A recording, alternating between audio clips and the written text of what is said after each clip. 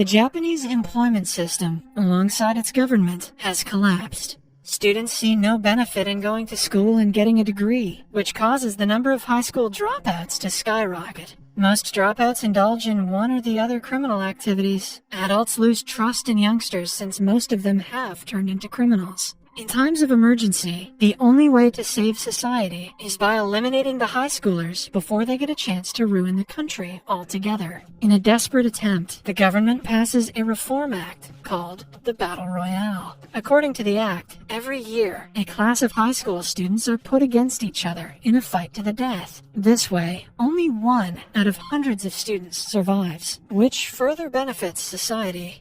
The movie begins as a reporter frantically announces the return of a schoolgirl to mainland Japan. She has returned after winning a deadly game of Battle Royale. One might think that a teenage girl who was made to kill her friends for survival might have gone through hell, but when the camera zooms into her face, she stares at us with a sinister smile. Then, we're introduced to the protagonist of the film, Shuya. He is a kid in middle school, traumatized by his mother's abandonment and his father's death. Because of personal problems, he hardly ever attends school. His friend Noriko, however, is a kind and polite girl. She goes to the class, and is the only one present. Because of the students' bad behavior, their teacher Kitano has been distressed lately. As he is leaving the class, a student stabs him in the leg, just for the fun of it. After recovering from the injury, Kitano resigns from his post and never looks back at the students again. 1 year after the incident, Shuya and Noriko are in high school. Their class is going on an educational trip. Everything goes well for the first half of the ride. A few hours later, Shuya wakes up to see that all of his friends are unconscious. The bus driver and conductor are wearing gas masks. When they notice he is awake, the conductor knocks him out. In the following scene, he wakes up again and finds himself in a classroom with all his classmates. They gain consciousness and look around, trying to figure out what is going on. They also have a strange device attached to their necks that doesn't come off. Suddenly, several helicopters land outside, and an army of soldiers comes out. Alongside them is Kitano, the teacher who the children used to disrespect until he resigned. He tells a confused class that they have been recruited to take part in Battle Royale. 2 outsider students named Shogo and Kazuo are also in the room who are supposed to take part with them. The two have already played with their classmates and are more experienced than the others. Kitano plays a video to explain how the game works, but a girl whispers to her friends in the middle of it. The teacher throws a knife at her and scores a direct hit on her forehead, killing her. The students panic and finally realize the severity of the situation. They watch the video attentively after that. It turns out that they're on a remote island with no way to escape.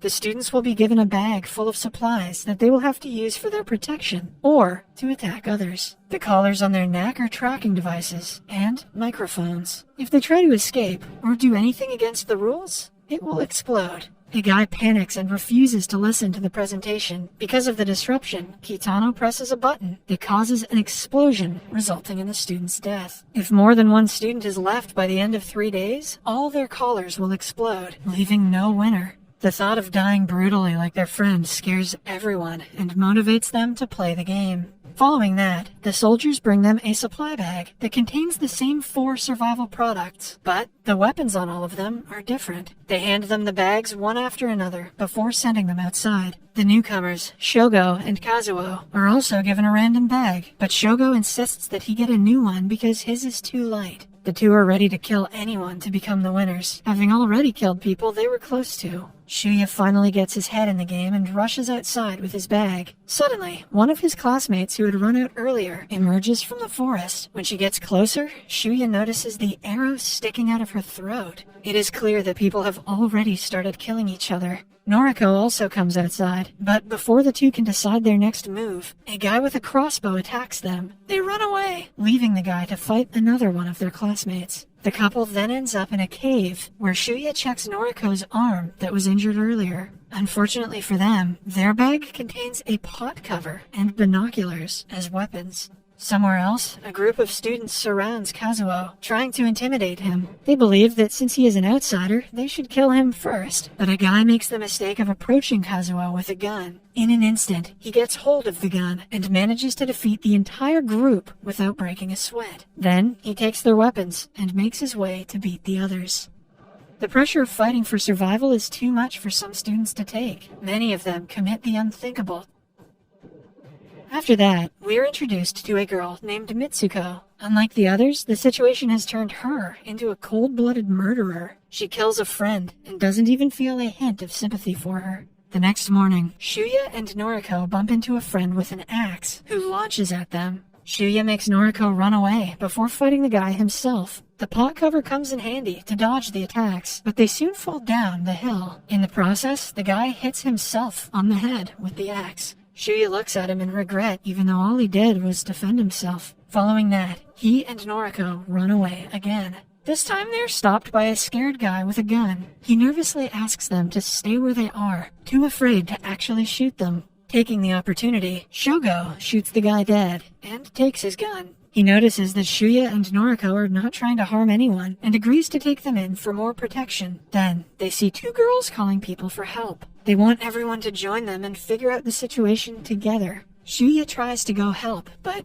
Shogo stops him, knowing that someone else might have heard them. Hence, the zone is not safe. He is proven correct when Kazuo appears and kills the girls by showering them with bullets. He makes sure to put the horn in their mouths for the last shot, so everyone would hear the scream and know who to stay away from. In the following scene, Mitsuko enters a small warehouse to rest, but sees a girl inside. She points her gun at Mitsuko, knowing that she is not one of the good ones. Mitsuko gets on her knees, begging for her life, but she slyly tases her before shooting her dead. In the meantime, a group of guys is fixing a laptop. They plan to hack the callers and escape the island together. At night, Shogo, Shuya, and Noriko stay at a tiny warehouse. Shogo reveals that when he played the game before, he was with his friend. The two were the only survivors, but one of them had to die for the other to survive. His friend pretended to betray him and shot his leg so that Shogo would kill her. Her plan worked, but Shogo has never regretted something more in his life. Since she died for him, he vowed to play again and find a way to escape. Suddenly, gunshots are heard from outside. Outside, Kazuo is after a guy who is wearing a bulletproof vest. Since he cannot take the guy down with bullets, he resorts to a sword.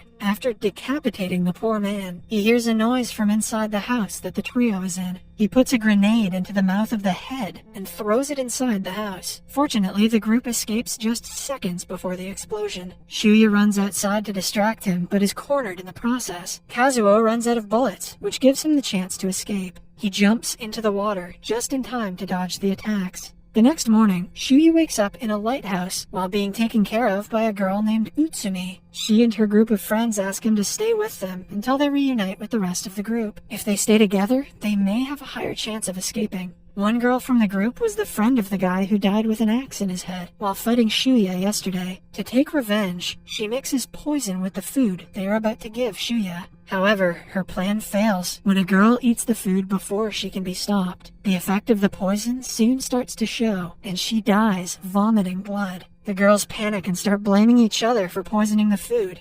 A girl gets her hands on the gun and fires at all of them. The chaos ends with the death of everyone, except for the girl who poisoned the food. Shuya knocks on the door, having heard gunshots. He is received by the girl, who apologizes to him and runs to the top of the tower. Shuya goes inside and is distraught to see all of his friends dead. He runs after the surviving girl, only to see that she too has committed the unthinkable. Somewhere else, Noriko gets a dream about having a heart-to-heart conversation with Kitano. She had always respected him, unlike the other kids, and sympathizes that he was never respected. At the same time, Kitano gets a call from his family who does not care about him. His own daughter calls him, insulting him before hanging up the phone. He has always been treated terribly in his life, which is one of the reasons why he volunteered to be a part of the Battle Royale program. Later that day, Shuya comes looking for Noriko and Shogo, even though he is severely injured. Noriko also wanders around the forest and bumps into Mitsuko, who makes fun of her for hiding behind men. She is about to attack her, but runs away after seeing Kitano approach. At the same time, Shuya meets them but falls unconscious. Kitano gives Noriko his umbrella and leaves without saying anything. He is kind to her because she was the only person who was nice to him during the lowest time of his life. At the same time, Mitsuko meets a girl at a warehouse, crying over her friend's death. She kills the girl, but is attacked by Kazuo seconds later. Just when he thinks she is dead, she tases him and counterattacks with a sickle. Kazuo, who is already prepared with a bulletproof vest, doesn't die from the attacks. In turn, he pushes her away and finally shoots her dead. In the following scene, Shogo, Shuya, and Noriko are on their way to the warehouse where the hackers are staying. The hacker is still trying to gain control over the collar devices, while the others are preparing explosives with the materials they found around the island. They plan to kill the military and Kitano, which is their only chance to escape. After a lot of work, the hacker passes through the control system and disables the tracking device from all the collars. The group of guys then load a vehicle outside with explosives, but before they can move, Kazuo arrives and ambushes all of them. In a desperate attempt to kill Kazuo, a guy lights up the explosives and dies in the ensuing explosion. The trio runs out and sees the dead bodies of the only friends they had left. Kazuo is still alive, but has lost vision in both of his eyes because of the explosion. He fires randomly, but manages to get Shogo in the shoulder. Still, Shogo attacks Kazuo repeatedly and eventually kills him. Following that, the trio goes to the shore, where Shogo reveals that he was only pretending to be their friend because he wanted them to protect him. Now that they are the only ones left, killing them would benefit him the most. With that being said, he shoots at the last couple and wins the game. Kitano hears the noise and declares the game is over. The soldiers do not take much time before returning home, leaving Kitano alone on the island. The next morning, Shogo finds him exercising. They go inside, where Kitano finds out that Shogo's collar is disabled. Shuya and Noriko come inside, pointing a gun at Kitano and revealing that they're still alive. However, to their surprise, Kitano already seems to know that. He shows them a picture he painted of the battle, where Noriko is the sole survivor because she is his favorite student. He points a gun at them, but is shot dead before he does any harm. As he dies, Kitano reveals that his gun was fake and he didn't want to live anymore. Following that, the survivors take a boat to mainland Japan, but since Shogo has lost a lot of blood from the injury, he passes away on the way. In the last scene, Shuya and Noriko are seen walking around a city, determined to lead a happy life.